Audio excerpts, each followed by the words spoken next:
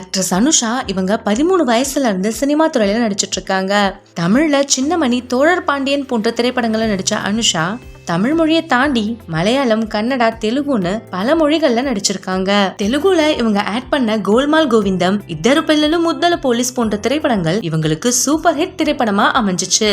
அனுஷா திரைப்படங்கள் நடிக்க வர்றதுக்கு முன்னாடி ஸ்டேட் லெவல் பாஸ்கெட் பால் பிளேயரா இருந்தாங்களாம். சினிமாவை தாண்டி தெலுங்கு சீரியல்ல அறிமுகமான இவங்க அனுபந்தம், நின்னே பெல்லாடுத்தா, ஜெயம் போன்ற நாடகங்கள்ல நடிச்சு தெலுங்கு மக்கள் மனசுல நீங்காத இடம் பிடிச்சிருக்காங்க. 2007ல சரவணன்கிறவரை மேரேஜ் பண்ணிக்கிட்ட இவங்க அதுக்கப்புறம் எந்த ஒரு சீரியல்லையும் படத்திலையும் நடிக்கல. அனுஷா தற்போது தன்னோட கணவர் மற்றும் குழந்தைகளோட சென்னையில செட்டில் ஆகிட்டதா சொல்லப்படுது. ஆக்ட்ரஸ் அனுஷாவுடைய அம்மா தான் KR சாவித்ரி.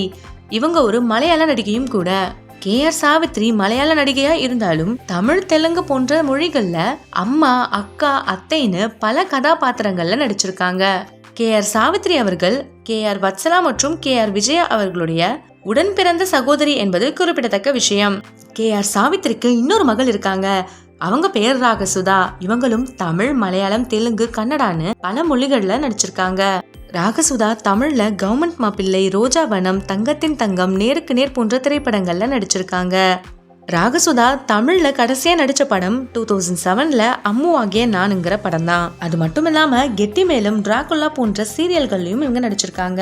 40 படங்களுக்கு மேல நடிச்சிருந்தாலும் அனுஷாக்கு கிடைச்ச அளவுக்கு ராகசுதாவுக்கு ஃபேம் கிடைக்கலன்னு தான் சொல்லணும். 2014ல நடிகர் ரஞ்சித் அவர்களை திருமணம் பண்ண இவங்க ஒரே வருஷத்துல டிவோர்ஸ் பண்ணிட்டாங்கன்றது குறிப்பிடத்தக்க விஷயம். இந்த வீடியோ உங்களுக்கு பிடிச்சிருந்தா லைக் அண்ட் ஷேர் பண்ணிட்டு நம்மளுடைய GLV ஸ்பாட்லைட் சேனலை சப்ஸ்கிரைப் பண்ணிக்கோங்க.